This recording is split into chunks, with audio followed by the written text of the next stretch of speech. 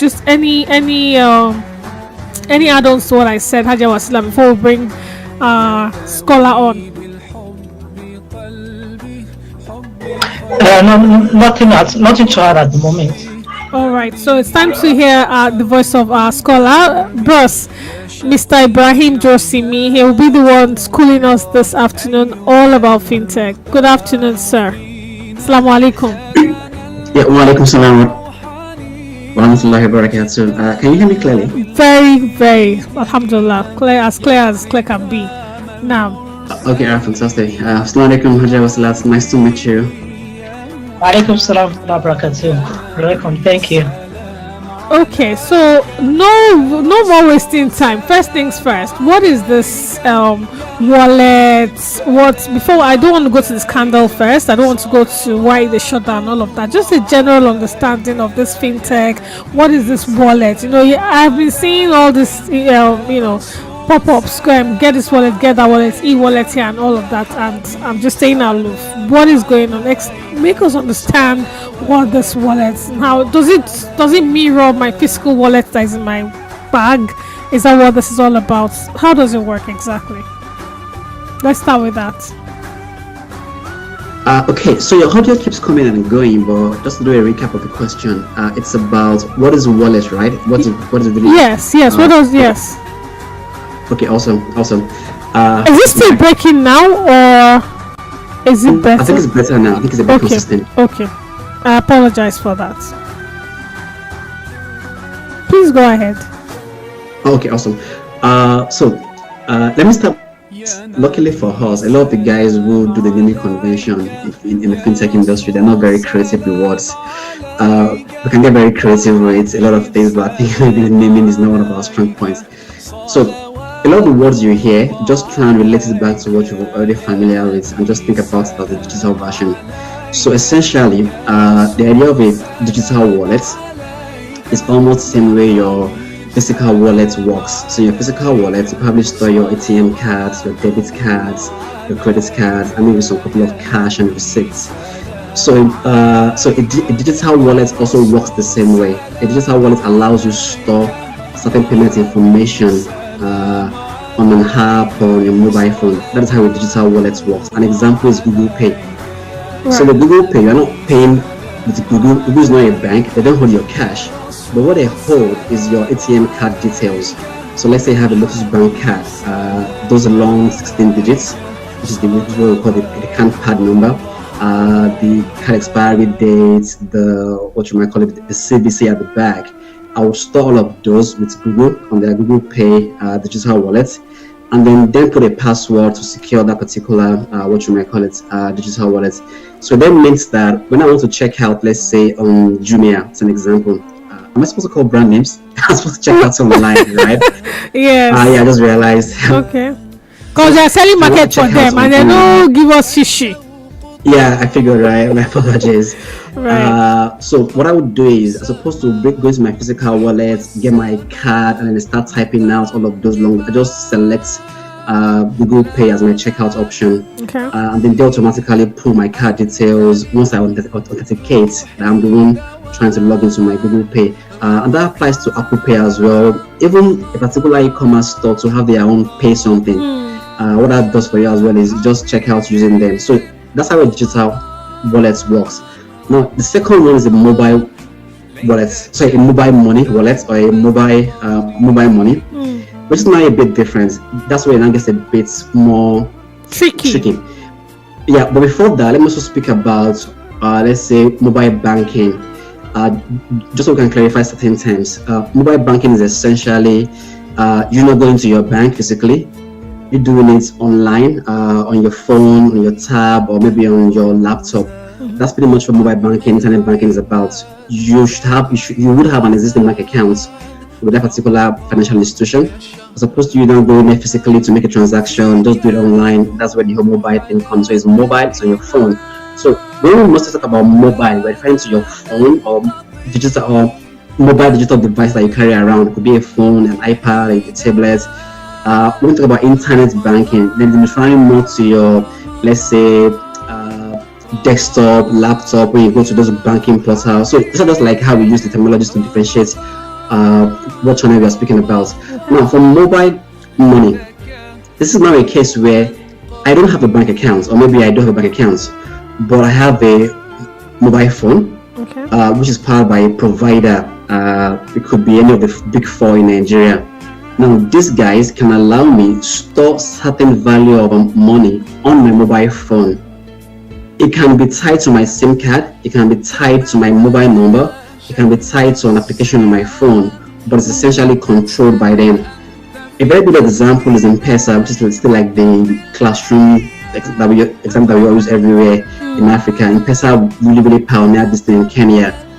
So people typically then start using their mobile credits on their phone, their phone credits as payments, or also to make payments.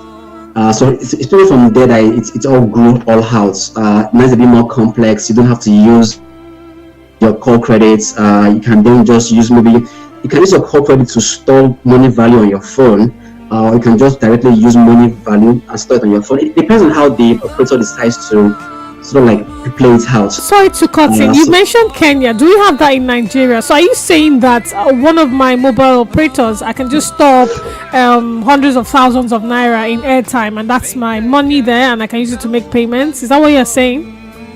Oh no, not directly. That was an example, an illustration to say that in Kenya, M-Pesa, they were able to use M-Pesa to use as a payment option.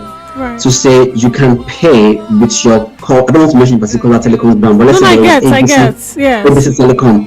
So if I have 100 naira on my ABC Telecom lines, I can then just send that to you as money for a bag of pure water, as opposed to me giving you physical cash. And this really helped them because of their own low, what you might call it, the high rates of the unbanked. So I mean, how will I make payments to you if I don't have a bank account and you don't have a bank account as well? But for some reason, we all have mobile phones, and then I have data on that phone, so I can just use that to make payments to you. So yeah, that's pretty much like the very beginning of all of this mobile payments thingy. But now it's a lot more developed. You can use one of the yellow telecom provider in Nigeria, as an instance. They do have an app. You can store money on the app, which you can put that money there by buying call credits. So yeah, you can play around with all of that. So that's an example of mobile. What you might call it, mobile money, which is called MOM. Okay. Haja Wasila, do you have anything to say before I go to other questions that I have? Haja Wasila. Yes. The wallet. I think a lot of people doesn't actually get how it works, but well, the way that you have explained it, that is just like your normal wallet. You put in your card, all these stuff and everything that then for the banking stuff, I think I need to get that. If I want to have a wallet with maybe Lotus Bank now, how easily is it for me to get that? Okay, so let me explain the bit. And quick one on the back of that. So this wallet will operate differently from my Lotus Bank balance, right? I'll have a wallet, this e-wallet with Lotus, and it will be different from my ATM bank balance. I don't know. I'm very I'm struggling. I get. It can be a bit confusing, but let's look at it this way. So there are established financial institutions. There's the Lotus, Jais, Taj, and the conventional ones, right? You have an account with them. The account is domiciled in let's say their headquarters, right? Where they have your name against your bank balance and all of those, your transaction history. Now, if you want to know how much you have in your accounts, just think back to about 15 years ago. You have to walk down to the bank and then ask the teller to write out your balance, service to tell you how much you have, right? Sure.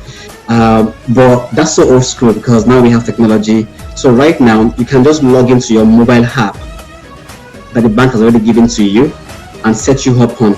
You log into the mobile app, and then with your username and password and all of your tokens, security tokens, then you can see your account balance. Sure. That is a mobile banking app. Okay. In that mobile banking app, it stores your accounts balance and details, and you can also do transactions on them. Sure. Again, essentially, with that app, you are just sending instruction to the bank to say, help me send this XYZ thousand to this person now, or maybe at a future date, and then give me a receipt that I can show to them. And then the bank carries out that instruction and shows the receipt. So just you interacting with your bank through a mobile app. That's how that works. But with digital wallets, now that same bank that you're banking with probably give you an ATM card or what we call a debit card that you can make payments with. Let's say you want to buy something on a particular, let's say I want to make payments to Light Radio to buy some merchandise, like some Light Radio t-shirts or polos or whatever the case may be. If I want to make payments to you, I have to then enter my card details on your website to complete that transaction. But what typically would happen is, what if I don't have my ATM card with me? It means I can't make that payment with an ATM card. That is where digital wallets come in. I will have to digital wallet that this is my card details, help me store it. Because I'm a very careless person, I might lose my ATM card and all of that. But once it's stored on my digital wallet like Apple Pay, Google Pay, and the like, there are also some couple of other ones here in Nigeria. I don't want to mention like the brand names. When I get to Light Radio website and I want to make payments for your t-shirt because I want a Light Radio t-shirt, I will just select Google Pay. Google Pay will then let me recall and bring up my card details. That is a digital wallet. It just stores your card details. And the tricky part is the mobile money itself, right? And I'm looking at there are several companies that have payment apps. They produce payment apps for digital wallets.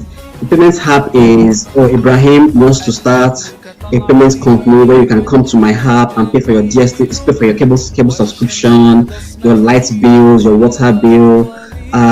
I have partnered with those providers to say, I want to sell on your behalf. That's a payment app. That doesn't stop money like that. It just allows me to be able to make transactions, buy and sell on the app. Right, for a mobile money, this is you storing money on your mobile device, entrusting that to your service provider. Now, your phone is literally dead on arrival. It's only alive once you have network on it. So let's say the big four in Nigeria, but that's the yellow one, or the red one, or the green or lemon one, right? They are the ones powering this mobile money for you. So they're the ones storing it for you. Right now, I think only 2 of them have license to do that. I don't say they don't have a license to do mobile money. That's a bit tricky. It can be a bit complex to wrap your head around, but just think of it as this is you storing your money or storing monetary value with your mobile provider, right? Once you leave that network, don't move your money, otherwise maybe as we go on, it became a bit clearer. It's more examples as we go on. Okay, so Hadja, you want to say something before I want to touch on the scandal, the Ghana issue, the dash, very quickly before we go into other details. So, if you have a question, please. No, not at the moment. You can continue. You can ask him the question. Okay, so this dash case that I mentioned in the beginning, what exactly? Can you give us a background to why would such companies shut down people's funds, everything? Who was monitoring? Who was?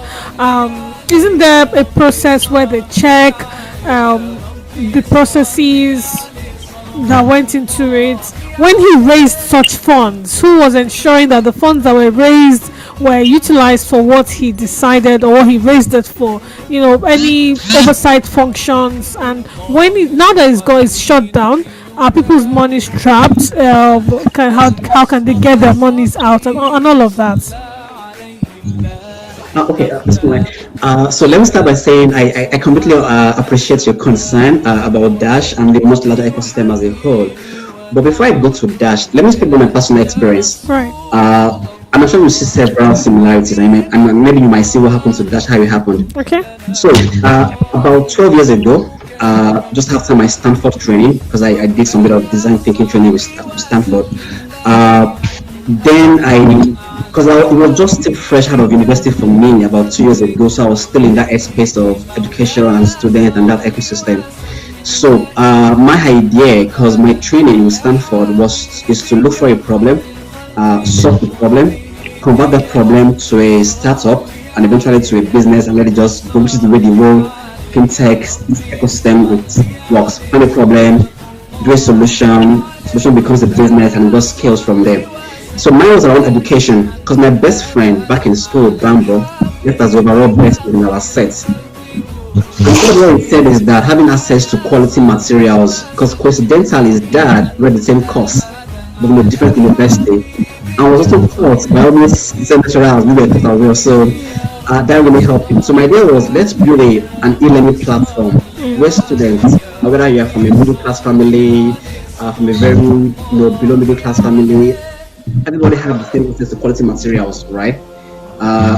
So we built that. We built the very first version of it, which is called the MVP, a minimum viable product. Just think of it as, let's say now you have light radio, you have a studio. Your MVP, you in your bedroom with your microphone and some small mixer. Yeah. That's a very small version of it. You don't know if I'm in my bedroom right now with what I'm doing. You don't know that it's from my room that I'm doing this right now. Very possible, yeah. Yeah. So that's MVP. So we built that, and then I spoke to my coordinator, Shola Abiola, which is Fola's daughter, and then she took me to Sterling, and then we pitched the idea. Abubakar Sulaiman, who was then the CFO, is now the MD.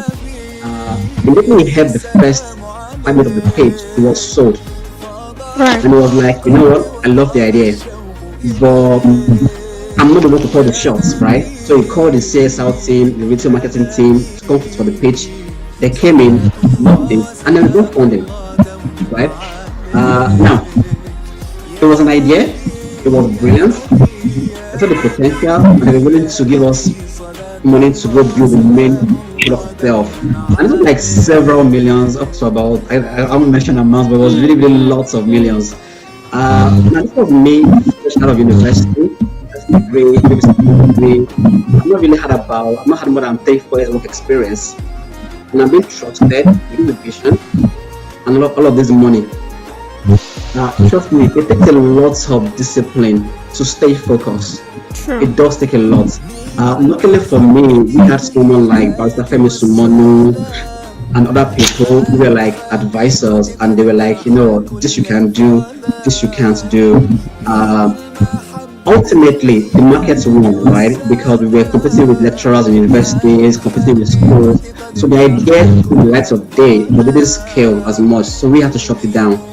The bank was willing to keep investing more money, but I'm like, you know what? Let's wait until the time in Nigeria when e-learning becomes very, very advanced, and we can go back to the idea. And that's what we thought. But before COVID came, e-learning is now everywhere. So Dash. The idea Dash was trying to work on is absolutely brilliant. To be very fair, absolutely brilliant. Think about it this way: if you say a supplier or a merchant in, let's say, Kigali, or let's say in Burundi, you want to buy from them, how do you pay them? It's a lot of hassle. It's a lot of hassle. First of all, change a currency, change another currency, then change their currency, and it's completely messy, and it's really killing e-commerce. It's killing business. It's killing growth for Africa as a whole. So on the back of that was like a very, very brilliant problem to solve. That would have catapulted commerce and trade and business in Africa to a completely different level. So that explains the funding that I got. Because if I'm an investor, because also the potential. Now look, if I'm part of this business, there is 1% equity, 10% equity, and this business scales, and we can do, we can transact billions of nairas of dollars per day in Africa. That's a very smart business. So to that explain the money they got. Now to the issue of why did things fail? Yeah. To be honest, my experience working in Nigeria alone, trying to connect several schools together. Now again, this is working, trying to connect several countries, several banks, several mobile money operators together across several languages, cultures. I mean, I only did school, right? And I was there for 5 years, and I knew the hell we went through trying to convince lecturer in University of Ibadan to give us the material so that people in University of Nsukka can read and pay for it. Now, they were pay for it, but they were still saying no to it, that they want to do materials. They'll rather sell it in classrooms. Now imagine trying to convince a bank in Kenya to allow you to send them money at a particular currency exchange rate so that someone in Nigeria can go to get paid. It's a lot of work, in all honesty. And so that explains the amount of money they got to get that happen. But I think what would have happened along the way would have been typically investors would like to stay clear of meddling in your business. They feel like it's your space. You know it better. I'm only a financier. So you do you. If you are smart enough to come up with this solution, then you're just asking to execute on it. And then that explains why they all stayed back. But then again, you are young, you have access to much money. It's a lot of discipline to really stay focused. Because you get very ambitious, you get you develop eye taste for certain things, and it requires some level of discipline, level of someone to root you to allow you to stay focused. So yeah, suspect what happened along the line, the difficulties involved in running the business, the challenge running the business. At some point, it gets to you. I know how much it got to me. I know how it affected personal relationships with family and friends, and neighbors, because we are constantly having to fight everybody to first of all believe in the vision, to support it, and to allow you to do what you want to do. So again, I don't have personal information about what he did, how he did it. I can only speak to how the terrain works, the pressure that comes with the challenge, the temptation that brings. I mean, members that I had to break up with because their thinking was, telling man give you all of this money. Let's put some fixed deposits. Let's put some some investment, and then we can keep making some side money. I wasn't particular about wealth. I had come from my parents, and I'm like, no. And it became a fight, and I had to let them go. They were saying that, is there in the bank doing nothing. Let's just invest this. When you want, you put it back in the. And I'm like, this is never the plan, right?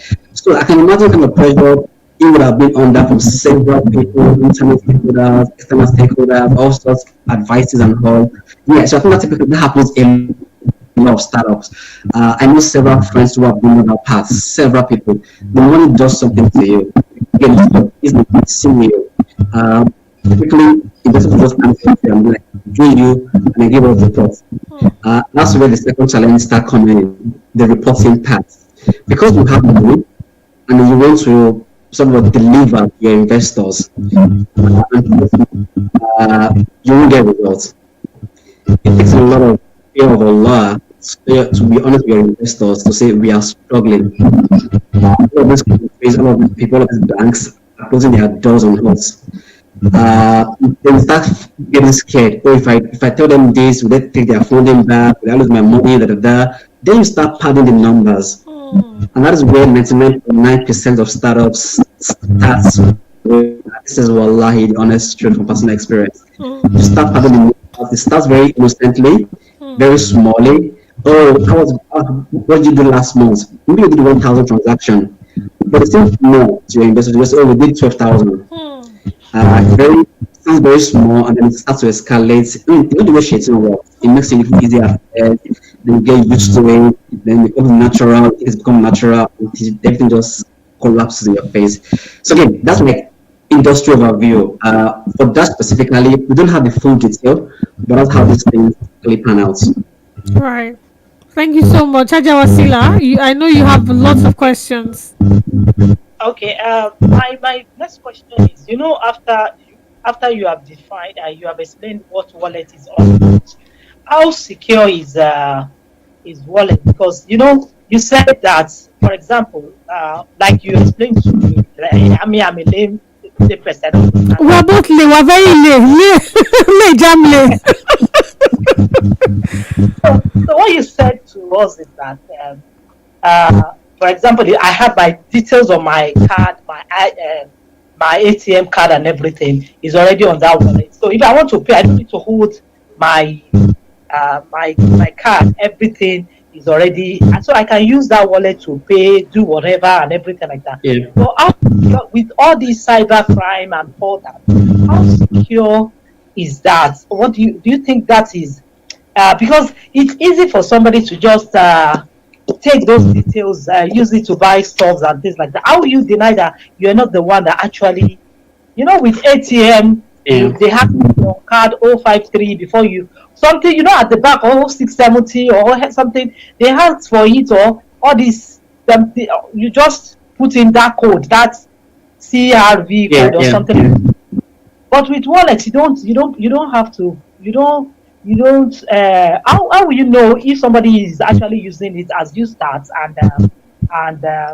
and basically has used your wallet to buy something, stuff, and you're just receiving debit here and there. You don't know where it's coming from. Let me start by saying that we have realized, right, that the bulk of fraud, first of all, starts from internal stakeholders. Let's be very clear about that. So I think the first way to secure yourself would be to tidy up your closed networks. Even in the banks, when these things happen, it's typically the son to the father, the daughter to the mother, the spouse to the spouse, the friend to the friend, because if someone as close to you that can pretty much know get certain things. By design, a lot of these mobile banking applications, a lot of these mobile wallets, digital wallets, mobile money, they have several layers of security. As an example, if I get hold, I'm in the studio right now with AMINAT, and she leaves her laptop open. I'm able to log into a laptop and try to use a digital wallet to make payments. But we'll still send her a code to her phone or to her email. Then have to authenticate this transaction. Because she went to the convenience or she went to get water, she left her laptop on her phone. Now I have access to both devices.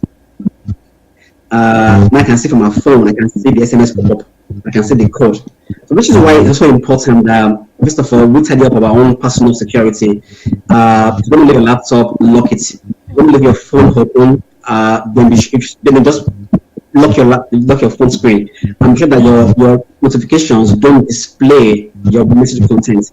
A lot of people have fingerprints and thumbprints and fake scan on our devices, but when the SMS comes up, I can still read the first line or two lines of the SMS. Then I can see the code in there.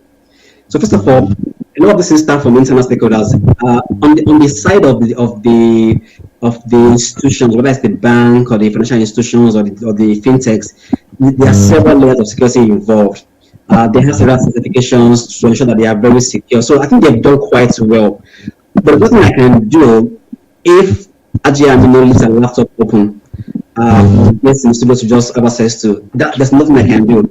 Then the fraud will happen. It will be a case of, it happened on this particular fintech platform. But hey, what could I have done? She left the laptop open. And I think it really starts from there. So people be very careful. I'm with a particular very high level political person in Nigeria that his account got swept. Eventually, it was found out, this was like she was caught red-handed. It was a PA. The PA knows everything. She knows the mother's maiden name, date of birth, all normal security token questions that clone this person's accounts and then wipe out. So it's start from the house in-house. I just said that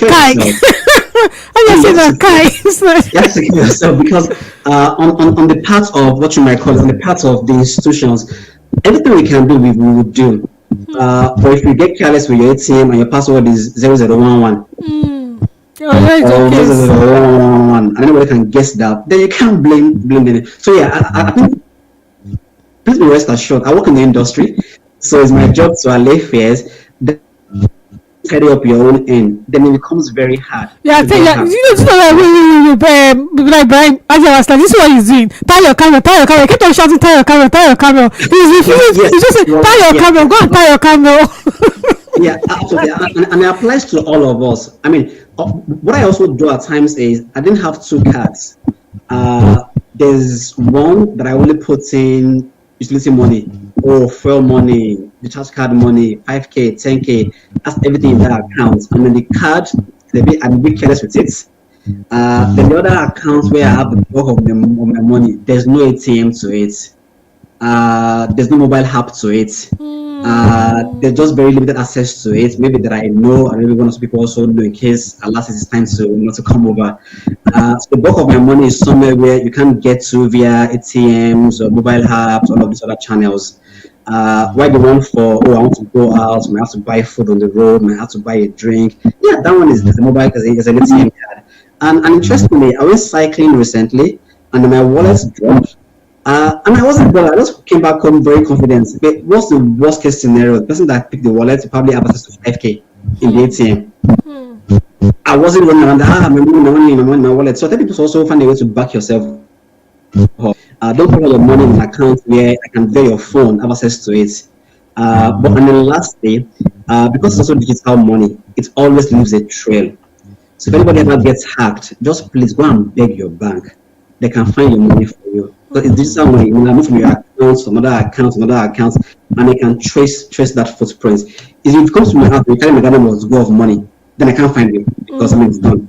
But if you log into my account and move money somewhere else, I can find where the money went to. So by and large, it's pretty much very secure. It's only we that we don't get careless or we don't follow through accordingly that things then happen. I think in the worst case scenario, somebody just wants to deliberately attack you, then they come all out for that person and Allah prevents you from this attack. But by and large, please be rest assured, those channels are safe. For every, they always tool, I mean, something we call 2FA. You put in your password, another password again, and it gets very secure. Hopefully, that answers the questions a bit. It does answer for me. Haja Wasila, are you good? Yes, I'm fine. I just want to ask another one. You like to us now that it's better for us to tie our camera first. That's number one. We should not be careless with our laptop and everything like that. Now you have said it is that where you keep your junk of money, it's better for you not to keep them moving around your wallet anywhere. But you made mention of the wallet is an app definitely, and it's on your phone, right? So, for example, how do I, if I want to make payments, is it regular app for payment? Then the other thing I would like to ask is that for example, if I want to connect to maybe my sister here, I want to connect my account to her account, maybe for something like that. Is it easy, or how easy is that? Okay, so let me rephrase the question. So what you mean is, let's say you want to send money to her, right? From your mobile wallet to hers. I mean, it's pretty much very easy. Is it just like a transfer? Yes. Obviously, she must have a wallet. If she doesn't have, I can't transfer to her, right? Yes, so she will have either a wallet or a bank account somewhere. So almost every wallet, every digital wallet, whether it's mobile money wallet or digital wallet, can still make payments to a regular bank account. So as an example, let's say if I have, I used to work in Zazu in the UK, and they have their own mobile wallets. I can from there move pounds. I can move it directly to AMINAT, let's say, bank account, whether it's Jai's Lotus or Touch, and then she will get an equivalent. So there's still interoperability among all of these financial institutions. There's still a way everything still gets connected, which is not for me to worry about. Definitely their own bit. The regulators, whether it's CBN and NIPS. So in Nigeria, we have what we call NIPS, which is like a central body that tries to connect all the banks together to ensure that you can move money around easily across banks and across what you might call the mobile wallets or digital wallets. So yeah, I mean, all of that is super easy. So don't think of mobile wallets as a standalone, what you might call it now, payment system.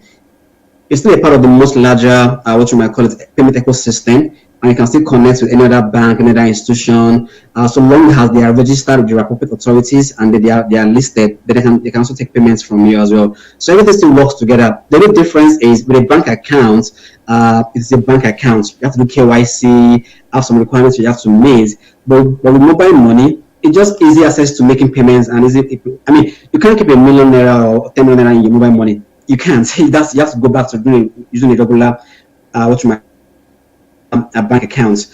So yeah, they still have their KYC and limits and all of those restrictions on what you can do, what you cannot do. Right, let me come back to the case of Dash very quickly, and that's just because I didn't have the foreknowledge of what Dash was trying to do. I'm glad you shared that, and it's a laudable project. It's actually a daunting one. I wonder if there's been any successful platform that unifies payments across African wallets, and if there's been one, can you share with us how did they succeed? Are they still in existence, or did they also pack it in like Dash?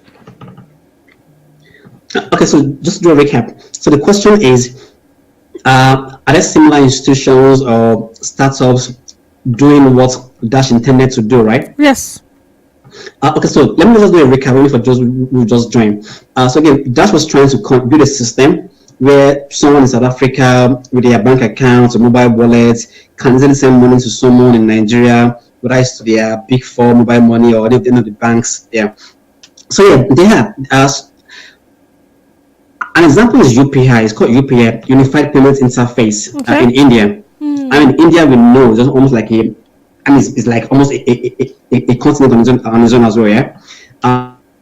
They have several mobile money payments, digital wallets, mobile money operators, bank accounts. Yeah, and they're able to do that successfully. On a much smaller scale, let me not go far. Even here in Nigeria, we have NIBs. Just like Nigerian interbank settlements, just scheme or something. But also ensures that all banks can easily communicate and send money easily. So yeah, they've been. The difference is, like I said, Dash went for the biggest challenge across in Africa. And that's exactly. active word. Do we have anyone currently not yet. We have shame. some trying to play in certain niche, but at that scale, like Africa, like that, no. We have some who allow you, to make money across borders. So, e.g., I can send money to you from Nigeria. I can send it to your bank account. Let's say in Ghana, the Ghanaian bank accounts. But in terms of connecting mobile money, bank accounts, digital wallet, payment, a shop, I cannot shop in Kenya and just pay through this platform. We can't do that at that scale, not yet. Ouch. So, in your opinion, do you think Dash hasn't scared people? Like, do you think there are other people that would say, okay, Dash made these mistakes, I can do this better, and from where you are, is this something that we should look to? Is this something that will happen in the nearest future? And what should they look out for? So someone is watching right now and thinking, I can do what Dash tried to do. What should they put in place? What should they, guide against so that they don't end up shutting down just the way Dash did? Okay, so something came to my mind briefly. When I was in fintech school, there was something one of the faculties said. That I how he said it, but what it meant is when you try to do something and then you fail, what you're telling the next person is that it's possible, and then you show them a way not to do it. I don't know if that makes sense to you. So it's almost like I've tried solving a problem, but ultimately I failed. But because it's the business world and there's money to be made, the next person is now realizing, oh, let me do this thing as well, but I'll do it differently. I think your version is Eshiwaju or something. Sorry, yes. Yeah, exactly. So now I know what to do differently. And trust me, there will now be several startups, several institutions who will then try to do like an autopsy of where Dash went wrong. Sure. What could have been done differently? As opposed to going the old full scale Africa, should we do West Africa first? Should we do 2 or 3 countries first and then scale from there? What was the approach? Was it were they benchmarking against a particular currency? I mean, look at what they do, and they're trying to do it differently, and that would happen. I mean, I won't be surprised if by tomorrow we see 3, 4, 5 startups launching their own products to try and do it. I mean, it was so sad that even Dash didn't really have like a market-ready product. They were still pretty much like figuring things out and still doing a couple of things along the way as well. But I'm sure that other guys would, even from Dash, there might be some of their senior staffs who would then pull out and say, oh, while we were there, this was being wrong and we're not listening to. So we'll go do our home differently and then we'll launch and then solve that problem. So yeah, I think for anybody who wants to play in that space, by Allah, please go ahead. That Dash didn't succeed at the scale they wanted to succeed doesn't mean that anybody else can't jump on and try it. So yeah, please, it's still very much green area needs to be solved. Yeah, right. Haja Wasila.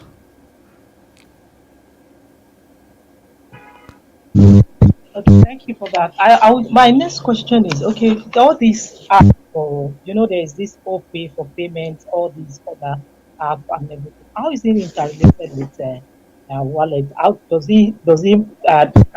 they work hand in hand together? Like, for example, if I want to make a payment to somebody and the person already has, you said it works with the regular bank. Yeah. Like, I can pay from my wallet to the regular bank, right?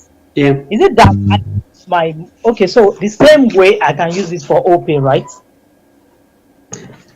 Sorry, I lost you for a second. Can I use it for OPay as well? Can I for all these other payments?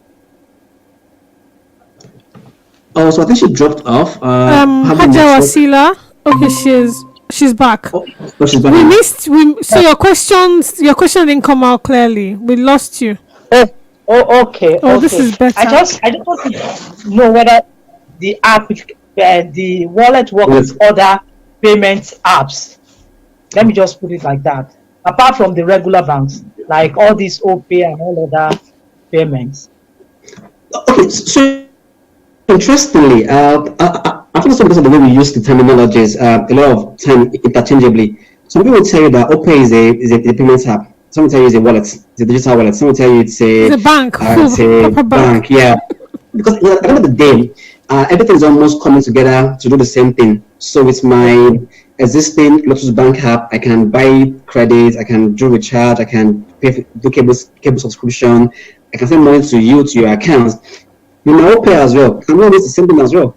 I can collect money from you, send money to you. I can do cable subscription. So everything is almost coming together to do almost the same thing. It's becoming a very murky, competitive, what you might call it, red ocean.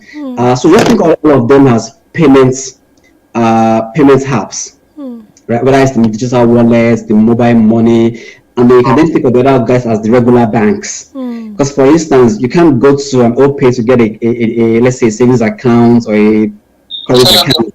That's to the bank's area of expertise. Right. But you can store money in your bank, you can also store money in your OPay. I think people are using them because they offer convenience of onboarding. Let me be very clear about that. Right. So for instance now, you can sit down in your house and then you can download OPay, you can sign up, just do some very minor form filling, your name, your spouse name, your address, is it genuine, is it confirmed? But it don't really fully check, right? And then before you know it, you have an OPay account. So like using the particular branding, you have a particular accounts with them, and then you can start sending money and receiving money. True. But with the banks, they are KYC is more tedious. Someone has to call you to confirm. So people want to avoid that. This is why they are drifting and moving heavily in that particular towards the fintechs.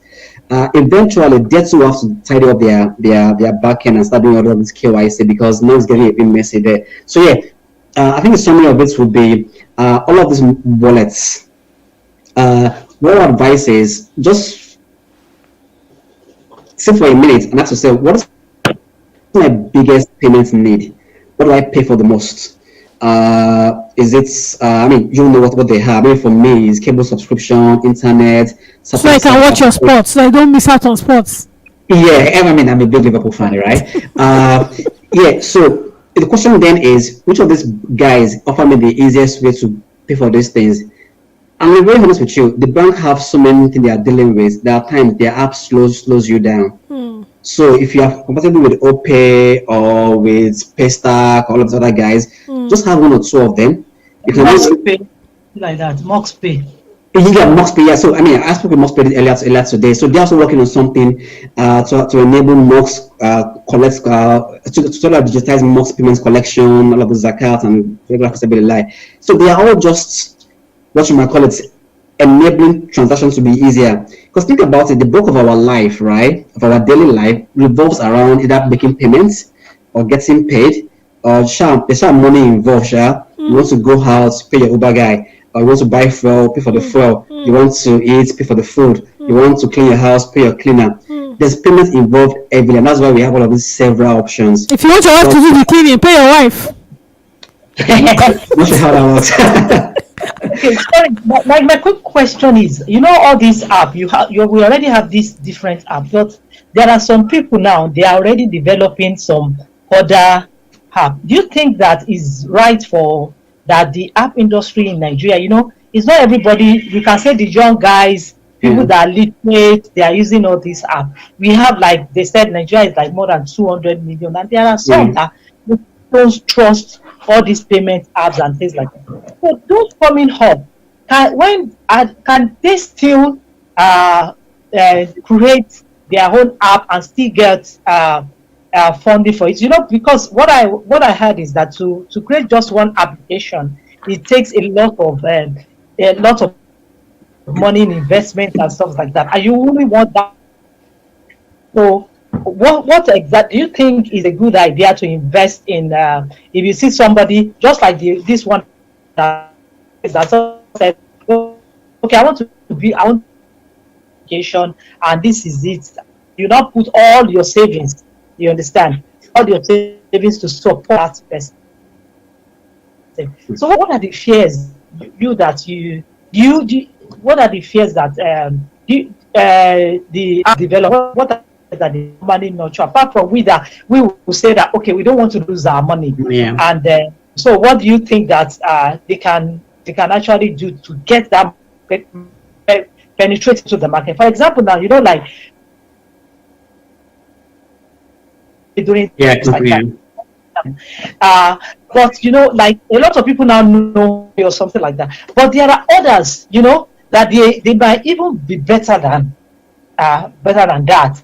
Like what you mentioned, like the Mox Pay, then there is the CP word, which I know, and all that, pay vintage and all that. So if, for example, I want to, is it easier for a young person to penetrate into the market, and the investment side for me, and I don't want to lose my money the way that after a year, just like what this thing goes down, prevent myself from losing my investments and my savings. Okay, so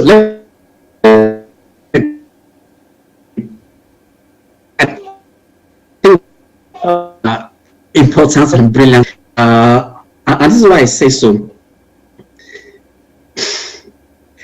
So first of all, we have numbers in Nigeria, and that numbers attract everybody.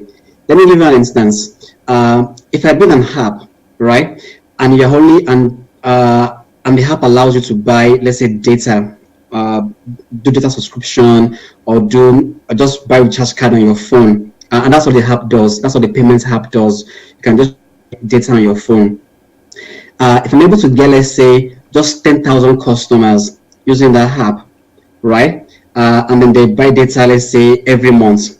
Now from the network, they probably will give me about, let's say, 5% of that transaction. So you buy 5K data, I get 5%. It's small, but it's something. Now multiply that 5% on 5K by 10,000 alone. That's what I will get every other month. So let's say 5% of 5K is about 250 naira, right? Is it? My math is bad. Yeah, I think so. I think it's 500 naira. Yeah, 250 naira, sorry. 250 naira times 10,000. That's almost like 2.5 million that I'm getting every month. But just building app. Even if I spend, let's say, 5 million in that app, it means I'll break even in about 2 to 3 months. True. If I'm very prudent, I'm set for life, honestly. I can just, I don't know, I'm into cycling. I can just go out cycling every other day, and I'm like, the one I wanted, my wallet. Yeah, so yeah, the economics are very good, and it really makes a lot of sense. So should someone also enter that space? Please, yes. This is me. I'm very, very commercially aware because of what I do. I'm also very, very careful with jumping into things. But on this one, please do. But what I would say is find a niche that you can own. Obviously, you can't do everything. You can't compete with the OPays and then the PalmPays of this world. So find a small niche, which is why I really, really like. I spoke about how this morning with the Mox Pay guys, and I give my honest opinion about what they are doing and what they should do differently.